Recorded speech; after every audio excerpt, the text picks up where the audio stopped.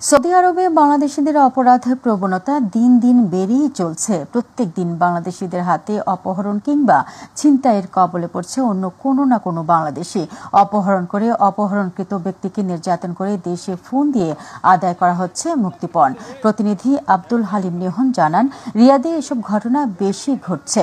রিয়াদে এর মধ্যে বেশ কয়েকটি চক্র গ্রেফতারও হয়েছে। তবে শুধু গ্রেফতার হলে হবে না, সৌদি আরবের সাধারণ প্রবাসীরা বলছেন দূতাবাসের হস্তক্ষেপ খুবই জরুরি। যারা গ্রেফতার হচ্ছেন তারা যেন কোনোভাবে জেল থেকে বের হতে না পারে, দূতাবাসকে সেই বিষয়ে পদক্ষেপ নিতে হবে। সম্প্রতি রিয়াদের হারাতে এই অপরাধ দমনে চলছে বিশেষ অভিযান।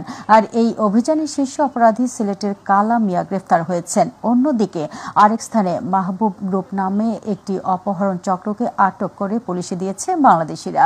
তাদের কাছ থেকে উদ্ধার করা হয়েছে একজন অপহরণকৃত ব্যক্তিকে, যাকে 4 দিন ধরে নির্যাতন করছিল মুক্তিপণ আদায়ের জন্য।